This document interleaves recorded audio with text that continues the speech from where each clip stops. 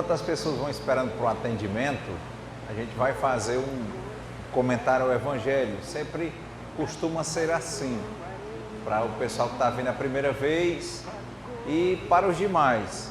Em regra, a gente fica fazendo o comentário do Evangelho, a harmonização, até que os atendimentos se encerrem. Só que ultimamente também estão utilizando para evitar aglomerações essa mesa. Então a mesa está funcionando em 2 lugares. Então a gente vai tentar fazer por hoje, enquanto a gente não retoma no total, não vem o pessoal que faz a harmonização também, vamos tentar fazer um comentário um pouco mais abreviado, tá? Para que, se os trabalhadores quiserem utilizar essa mesa também, eles possam utilizar, tá? Então, é muito importante para o pessoal que não conhece, sou o Renato, ajudo aqui na casa nessa parte do comentário ao Evangelho, na harmonização, fora os médiuns e os trabalhadores, tem o Marcos, a Ana, que por causa dessas questões não estão aqui hoje. E esse momento em que está havendo o tratamento espiritual, que está havendo esse tratamento com a fluidoterapia, com os passes e com o atendimento às entidades com relação ao esclarecimento, é muito importante que as pessoas estejam em harmonia, em sintonia com o que há de melhor a nível de espiritualidade, boas energias para ajudar nos trabalhos, tá? Então, o Evangelho, normalmente o Evangelho que a gente utiliza é o Evangelho segundo o Espiritismo, não é um texto escrito pelo Espiritismo, né? Não é um Evangelho escrito para o desenvolvimento dessa religião. Na verdade, isso aqui é o comentário dos Espíritos a trechos do Evangelho normal, da Bíblia que todo mundo tem. Então, não há uma reescrita do Evangelho, é o mesmo Evangelho que tem em qualquer igreja, seja católica ou evangélica, desde que tenha uma natureza cristã. Oi? Certo. Estou dizendo que eu vou fazer aqui rápido, que vocês vão usar essa mesa também, não é isso?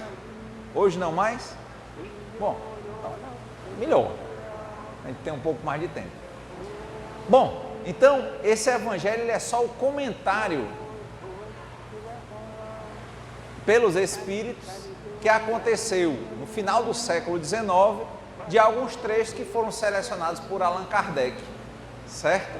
Então, basicamente é isso. O pessoal que está vindo a um centro pela primeira vez, alguém aqui? Então, já tinha ido a algum centro espírita? Não. Já conhece um pouco da doutrina? Então, basicamente é isso. São 5 livros básicos e um deles é o Evangelho segundo o Espiritismo.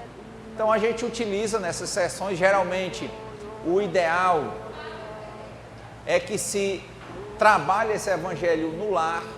Se você não tem o Evangelho segundo o Espiritismo, é importante que faça nas suas orações, nas suas preces, separe um dia, um horário ao menos por semana, para que você faça esse Evangelho. Você pode fazer com a família, pode fazer sozinho. E como é que funciona? Você pega, se harmoniza ali, né? Coloca às vezes uma água para que ela seja fluidificada pelos bons espíritos. E dentro dessa perspectiva aí você reflete, faz as suas preces. Ao invés de ser decorada apenas, as que você já tem por tradição decorada, não tem problema fazer não. Mas é importante que você tenha um diálogo direto com a espiritualidade superior, qualquer entidade, porventura, que você acredite, não é? Que realmente seja algo de bom, de justo, de belo, e vá fazer esse Evangelho. Aí você pega um trecho do Evangelho. Normalmente a gente abre a Êxodo, e aquele trecho, que a gente não acredita na existência do acaso, ele vai calhar para a sua vida. Aí você pode comentar para você mesmo em voz alta, ou você pode comentar para você mesmo refletindo apenas. Mas é importante que haja essa reflexão. Isso é que é o mais importante. que na sua oração haja um diálogo, uma conversa de coração aberto, com honestidade mais profunda que a gente possa ter, com base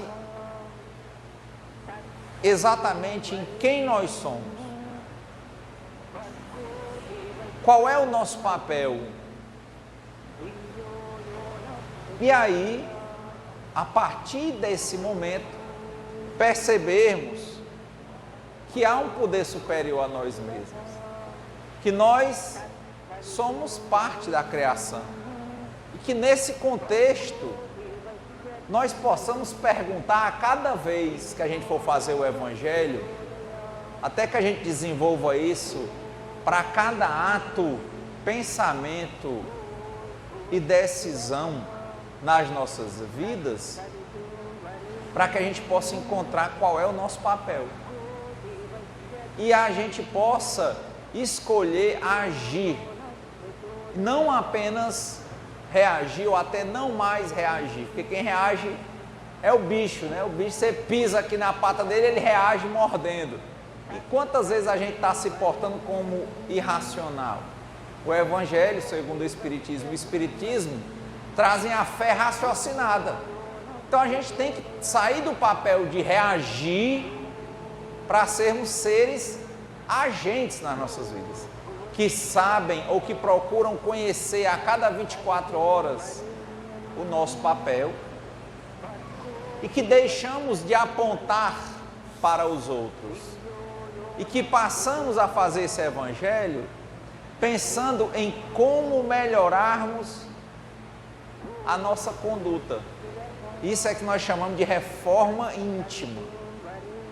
Não importar, por exemplo, para o nosso pensamento, como é que age a pessoa A, B ou C, salvo se a atitude de A, B ou C sirva para nós como um espelho, para que a gente possa enxergar o nosso tipo de atitude. Então, aqui é muito isso. Aponta para alguém, perceba, o dedo que aponta tem 3 dedos na mão apontando para a gente. Então sermos a mudança que nós queremos ver no mundo. Se nós, por exemplo, na hora de fazermos o Evangelho, na hora de refletirmos as nossas atitudes, nós tivermos qualquer queixa contra qualquer pessoa, por mais razão que a gente ache que tenha, no momento do Evangelho, no momento que a gente começa a trabalhar uma reforma íntima, a gente pega o dedinho e vira para a gente mesmo. Como aconteceu com Paulo no caminho de Damasco, quando ele cai cego e diz: Senhor, o que queres que eu faça? Então, Senhor, eu entrego, confio, aceito e agradeço os teus desígnios na minha vida. Eu entrego a minha vida e as minhas vontades aos teus cuidados, que é um Pai infinitamente bom, infinitamente justo, infinitamente sábio, é quem faz as sentenças, na verdade. E que se acontece algo que eu não entendo, que me machuca, que vem de um fator externo a mim, num mundo governado por Deus,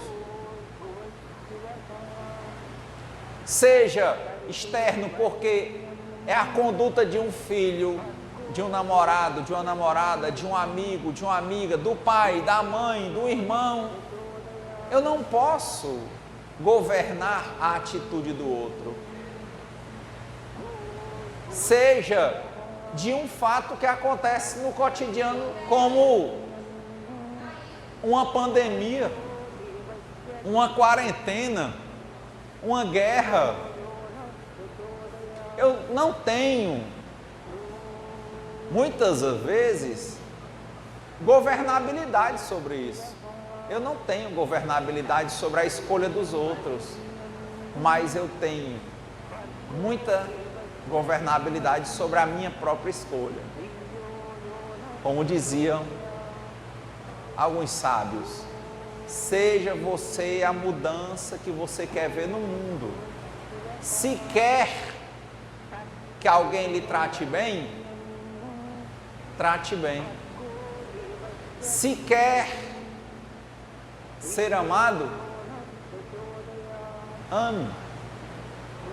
Se quer receber justiça, seja justo. E quando recebe uma injustiça, uma ingratidão, uma aspereza de tratamento, parar, por não entender o que está acontecendo, porque acha que fez a sua parte, por não estar enxergando, é como Paulo caindo cego e dizer: Pai, se isso está acontecendo comigo, o que é que o Senhor quer me ensinar? Senhor, o que queres que eu faça? Porque eu estou aqui para fazer. Agora, é a grande pergunta que nós temos que nos fazer a todo dia: será que nós estamos dispostos a pagar o preço? A dar a nossa colaboração? A sermos tolerantes? A sabermos entregar, confiar, aceitar e agradecer? A sabermos esperar em Deus no que nós não temos como modificar no momento? E sabermos tomar atitude no que nós podemos? Será que a gente consegue enxergar que muitas vezes, por ignorância, por uma incompreensão errada sobre a natureza das coisas, nós dissemos que amávamos as pessoas, mas quando a gente começou a se enxergar, na verdade, muitas atitudes nossas eram de medo de perder as pessoas, e tomávamos a atitude racional de controlar as pessoas. E que nesse tipo de controle, como a gente não deu um amor puro, a gente recebeu algo que nos magoou, que nos machucou, na verdade. E vem a pergunta: por que a gente diz que ficou magoado? Porque quando a gente está com uma ferida, é que magoa, não é não? Ninguém magoa uma pele sadia. Pode fazer até um ferimento novo, magoar não, mas a gente usa mágoa. Porque magoar, só se magoa onde estava ferido. Será que a gente está enxergando as feridas que a gente tem? Para que a gente possa se olhar, se amar, se cuidar, se curar. Aí, a partir do momento que a gente estiver curado, fazendo a nossa parte, será que alguém vai poder nos magoar? Ou será que a gente realmente estava doído? Porque a gente estava ferido, porque a gente não queria ver a nossa ferida, porque a gente não queria cuidar da nossa ferida. Há muitas vezes a gente dizendo que amava, quando na verdade a gente queria era controlar, prender. Quando quem ama, liberta.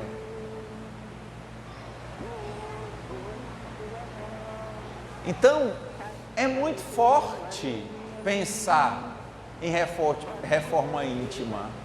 É muito forte pensar em fazermos a nossa parte. É muito forte deixarmos de apontar o dedo para os outros e procurarmos encontrar qual é a nossa parte, para que a gente possa realmente assumir as rédeas das nossas vidas e que nós possamos dizer: Senhor, me concede a serenidade para aceitar as coisas que eu não posso modificar, Senhor. mas ao mesmo tempo me dá coragem para modificar o que eu posso e me dá sabedoria, Senhor, para que eu distinga a diferença entre o que eu posso e o que eu não posso, para que eu saiba esperar em Ti no que eu não posso, aceitar, entregar, aceitar, agradecer, e que eu possa agir no que eu realmente tenho governabilidade e não possamos esquecer disso. Como dizia um grande sábio oriental, grande não é o homem que vence um exército, grande ou uma mulher que vence um exército, grande é quem vence a si próprio. É ver uma inclinação, você está aqui, não dá valor às vezes o lar que tem, um domingo em casa.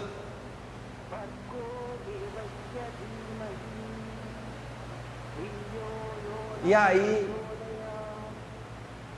às vezes almoça bem, vai dormir um soninho depois do almoço, cantinho limpo muitas vezes, aí acorda com uma tristeza, com medo. Quem já passou por isso? Ninguém? Tem não isso? Então. E perceber que isso é uma ferida que está dentro de nós mesmos. Ao invés da gente ver o que é bom, como dizia Paulo, ver tudo, mas retende o que é bom, a gente tem uma trave no olho, olhando para o mundo e achando que o mundo está ruim, quando na verdade a gente está com um óculos sujo.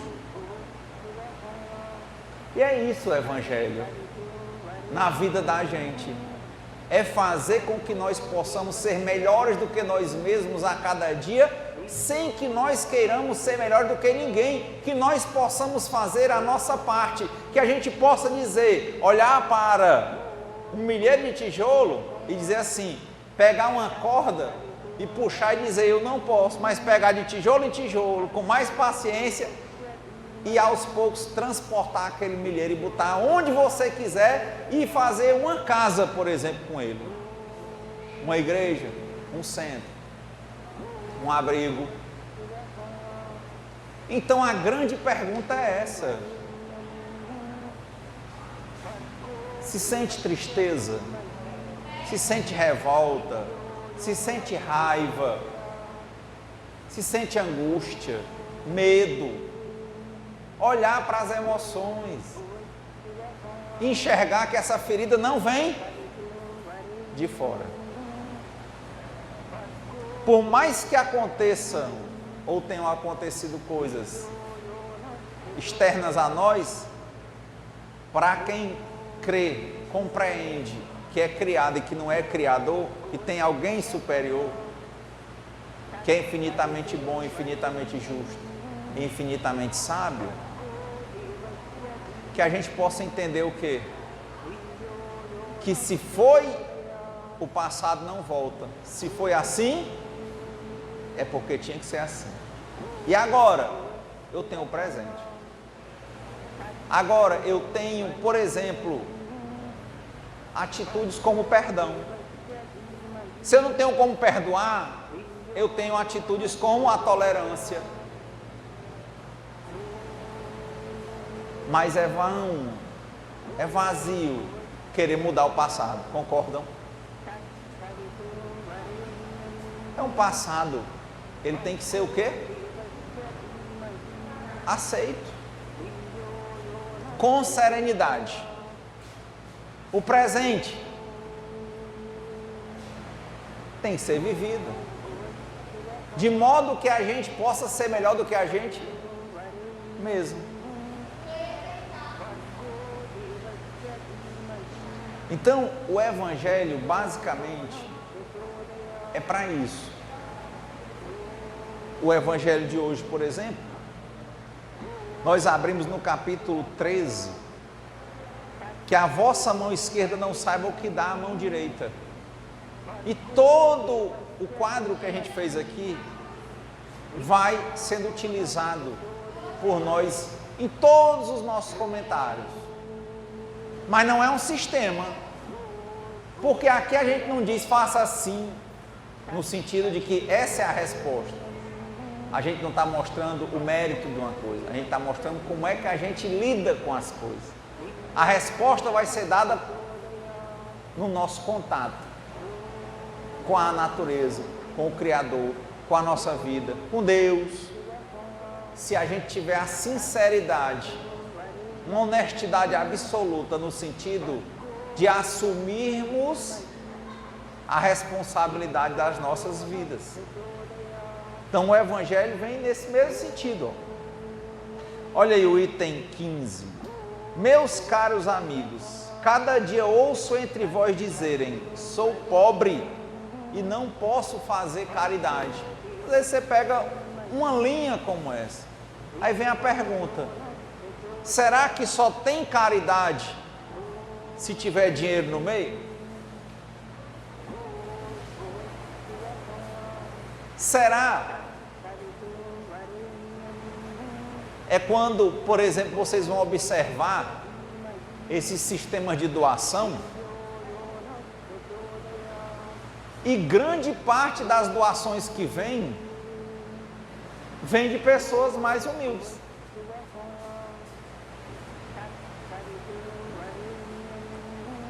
Então, o Evangelho já imediatamente puxa para cada um de nós dizer o quê? O que é que a gente pode fazer? Senhor, está tendo uma pandemia, morrendo milhares, milhões de pessoas. Aí você começa a olhar para você, nas suas condições, eu olhar para mim. E aí, Senhor? Eu não posso matar o vírus. Eu não sou cientista, não posso fazer uma vacina. Não consigo fazer um remédio. Não tenho dinheiro para sustentar todo mundo. Pronto. Vá tirando o que você não pode, vai ficar o que você pode. Mas se você pensasse assim, eu posso orar pelas pessoas? Quem é que não pode? Dizia outro pensador isso, ninguém é tão grande que não possa precisar de alguém, nem é tão pequeno que não possa ajudar. Orar para nós é muito forte. Olhar para alguém desalentado, quantas pessoas a cada 4 segundos uma pessoa comete suicídio no mundo, não é isso? Às vezes dá uma palavra amiga, se você fala, mas eu sou surdo mudo, mas eu percebo que aquela pessoa está em desespero, ela tem angústia, tristeza, medo. Será que eu, surdo mudo, posso dar uma palavra amiga? O que é uma palavra, irmão surdo mudo? É uma mensagem que se expressa por sinais. Então, será que se você, na sua conduta, como surdo mudo, se você consegue enxergar a beleza na sua vida e se porta com alegria, irradia energias positivas, aquele que está lá com saúde, que fala, que escuta, lá parado, entrega as drogas, ao álcool, aos relacionamentos doentios, à doença emocional, aí você lá surdo mudo, trabalhando e sorrindo. Será que isso não passa uma mensagem? Será que essa mensagem de alegria também não é caridade? Você vê nos grupos do WhatsApp o necrológio, né? Só trazendo morte, morte, morte. Aí você chega lá e coloca uma palavra de esperança. Não gastou nada. Mas será que alguém não estava precisando daquela palavra de esperança? Às vezes alguém chega, ai, fulano morreu, ciclano morreu, aí você diz assim, será que a pergunta não é como é? Apontando para quem? Para si próprio. Como é que você está vivendo a sua vida, Sérgio? Como é que você está vivendo a sua vida, Renato? Será que é importante mesmo? Que morreu? Porque para nós espíritas a morte não existe, é um mero baixar do pano. Eu sempre tenho colocado isso nos grupos agora, o trechinho do André Luiz, que ele vem dizer que a vida continua, a vida não cessa. Mas a pergunta é essa: você, eu, nós estamos vendo alegria nas nossas vidas? Nós estamos vendo nas dores lições? E estamos ficando alegres com isso? Ou nosso coração só tem ignorância reiterada, incompreensão, que se manifesta em medo, mágoa, angústia, ira, e que a gente joga isso no universo, e o universo é como um espelho, e o que o universo faz com a gente? Devolve. Se a gente manda amor, ele manda de volta amor. Mas de novo, tem que observar se a gente está amando, porque quem ama, de novo, liberta. Porque muitas vezes a gente diz que está amando, mas na verdade a gente está querendo é manipular. Aí a gente está mandando para o universo manipulação. O que volta? Dor. Porque quem escraviza se torna escravo, porque tem que ficar pastorando. O que é mais fácil contar? Uma verdade ou uma mentira? O que vocês acham? Melhorar a pergunta. O que é mais fácil manter? A verdade ou a mentira? Mais fácil manter a verdade ou a mentira? A verdade. Por quê? Porque a mentira tem que ser construída em cima de outra, e outra, e outra, e outra, e outra, e cansa, é um processo que não para. E a verdade? É a verdade. Olha, eu vou lhe levar na polícia, ele vai dizer, e você vai dizer, foi isso. Agora eu vou levar no delegado, você vai dizer o quê? Foi isso. Eu vou levar no presidente, você vai dizer, foi isso. Eu não posso dizer o que não foi. Eu acho que o mundo vai gastar muita energia me levando para vários cantos. E para mim é tão leve dizer a verdade. A verdade, ela é fácil de manter. Por quê? Porque ela não precisa de manutenção, ela é o que ela é. E a mentira, como ela é uma criação, é igual o carro que anda, tem que ter combustível. Mete outra, aumenta, bota outra coisa. Então, é o caso, ó. Meus caros, será que alguém pode dizer, sou pobre e não posso fazer a caridade? Será que uma compreensão da vida a cada dia melhor não vai irradiar esse modelo para alguém? Porque a voz da sabedoria chega aos ouvidos do entendimento. Vai ter um monte de gente que vai rejeitar, vai ter um monte de gente que vai olhar para o Evangelho e vai criticar, é o Renato, ó. Como dizia o Buda, quando o Buda apontar para uma estrela, filho, olha para a estrela. Por que você está olhando para o dedo do Buda? Renato, não importa. O que importa é você ver a estrela.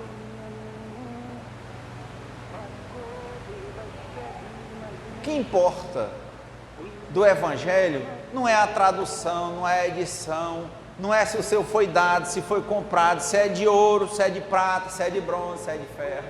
O que importa é se ele consegue tocar o seu coração para fazer com que você opte por ser melhor do que você mesmo a cada dia, sem querer ser melhor do que ninguém, sabendo que vai ter recaídas, que vai levar a quedas gigantes, mas que o seu norte é olhar para a estrela do Evangelho e vai ser o quê? Se erguer de novo. Eu caio, mas levanto. Porque, como dizia o ministro Clarence lá no nosso lar, não há casos perdidos para Deus. E quando ele, ministro, foi questionado sobre as decisões que ele tomava, ele disse, eu não julgo nem condeno.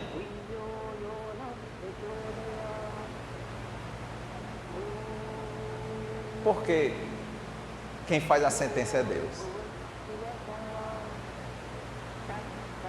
Ser bom, justo, fazer coisas boas, entregar para o universo o melhor de cada um de nós. Veja, tem o Bhagawan Rajneesh, que era o Osho, tem uma passagem muito bonita, que um rapaz chega lá no Buddha Hall, ele comentava, né, num salão imenso, e o rapaz disse que teve um sonho que chegava lá e o Osho era muito cheio de gente em cima dele, e o Osho estava lá sozinho no Buddha Hall, falando. Ele chegou e o Buda, lá no Buddha Hall, e o Osho foi fazer uma palestra para ele. Ele disse: Osho, você estava só eu e você falou para mim, falou por 1 hora. E eu achei aquilo maravilhoso, achei até estranho, você falando sozinho para mim, Osho. Ele disse: olha, por que você acha estranho? Uma das coisas para as quais eu nasci foi para falar.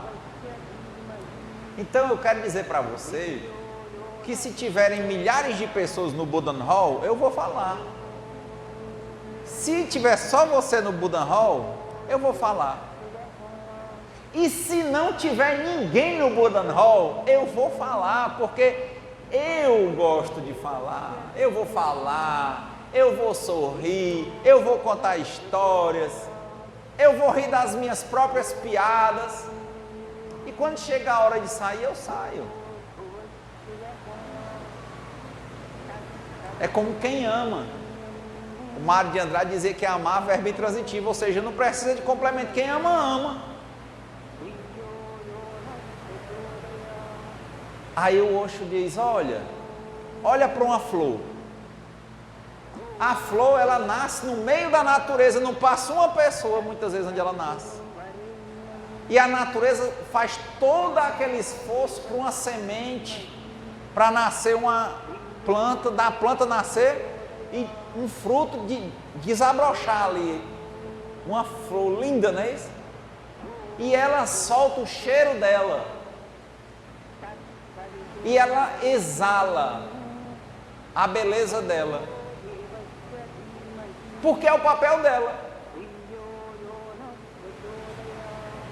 Já pensou se cada um de nós encontrasse a beleza que tem no papel que a gente tem?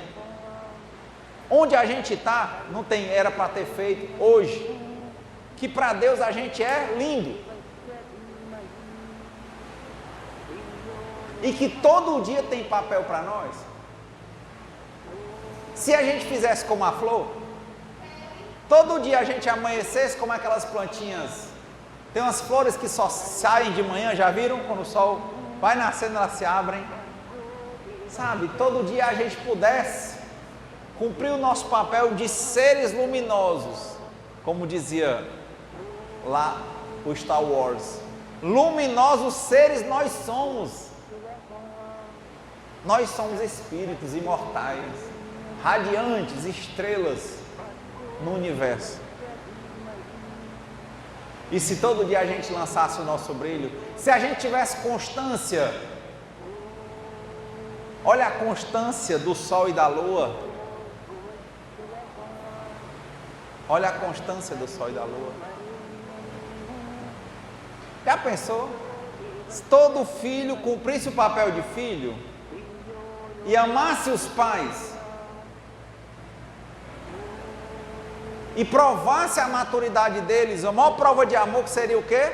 Crescer e amadurecer. Quem é o pai que não quer ver um filho bem colocado? Que pode andar com as próprias pernas? Era só ele ser o quê? Filho.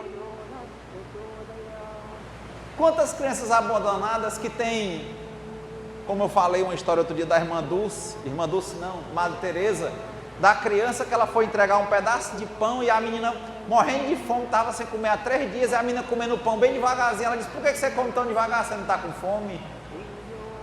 Ela disse: é porque eu estou com medo dele acabar e a fome voltar.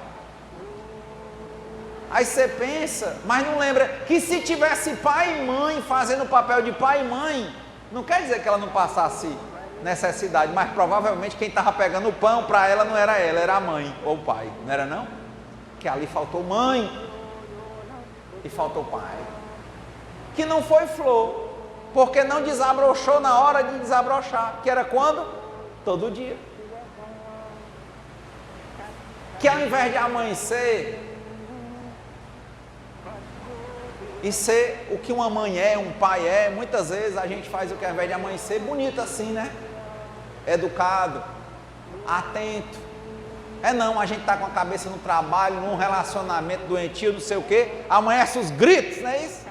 Aí um dia o menino está gritando com a gente e a gente não lembra que a gente está recebendo o que a gente entregou. Aí quer impor, não, porque sou mãe. Não, a questão é, poxa, passado não volta, mas hoje eu posso. Eu vou amanhecer e ver a beleza da vida. Eu vou amanhecer e trabalhar em mim a minha alegria de viver.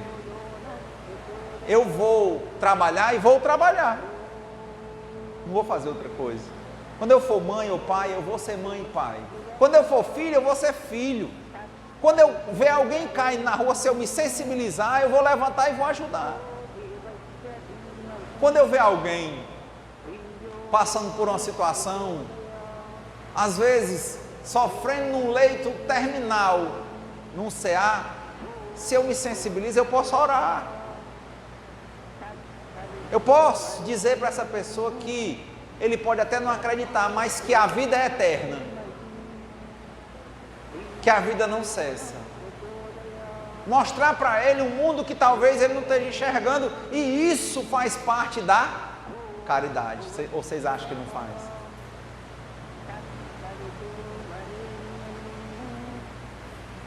Então, concluindo aqui, será que a gente pode dizer sou pobre e não posso fazer caridade?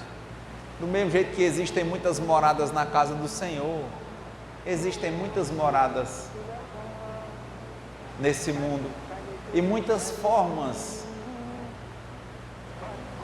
de fazermos caridade, muitas formas de atendermos às necessidades das casas, das moradas.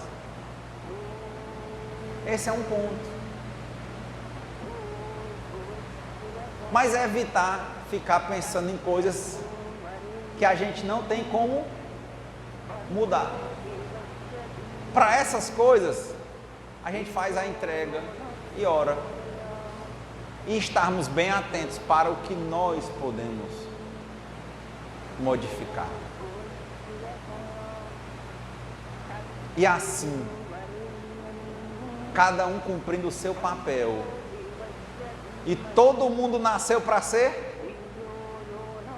interdependente, quer dizer, interagir com os outros. Nunca vai dar em orgulho, nem em egoísmo, nem em individualismo. Cada um fazendo sua parte, gente. Não tem como todo mundo não trabalhar junto, porque a gente já foi nascido assim.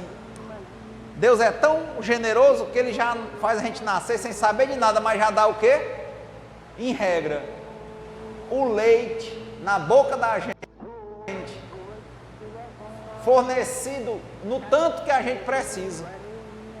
Ele nos coloca geralmente em lares em que as pessoas já estão ali para nos proteger.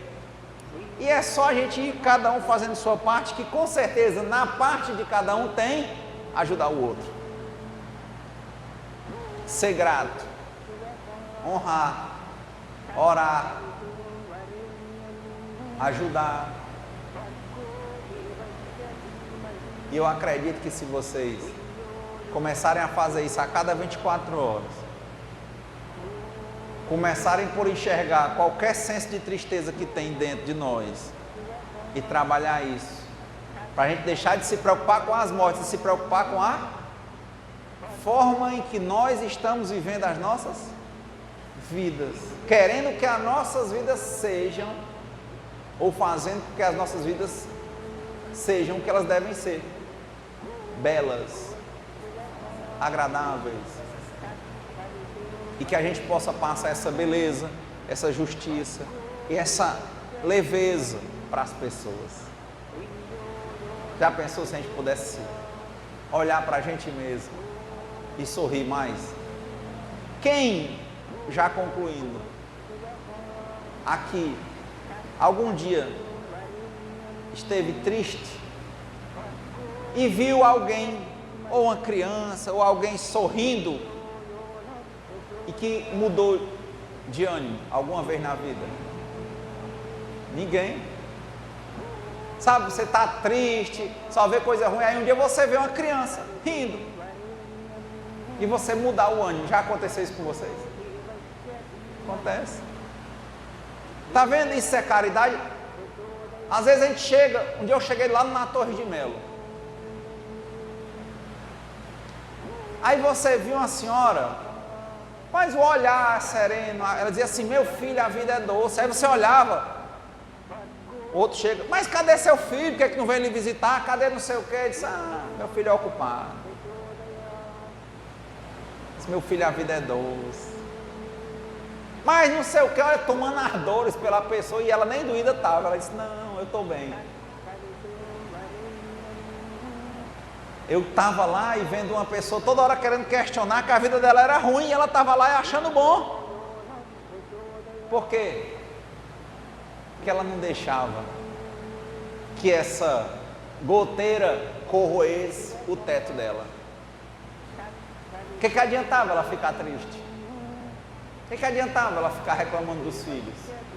O que importava era ela estar ali e viver bem. Era ela ser uma senhora que estava numa situação talvez de desprezo, mas ela conseguir vencer essa energia negativa e ela olhar com alegria e amparar as outras que não conseguiam ver a alegria.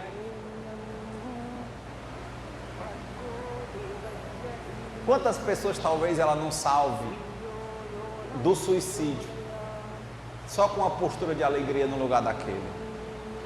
Quando você vê uma criança com câncer sorrindo e brincando ali na Peter Pan, criança às vezes com câncer terminal, aí você olha assim: rapaz, eu sou muito ingrato, né? Quer dizer, um sorriso,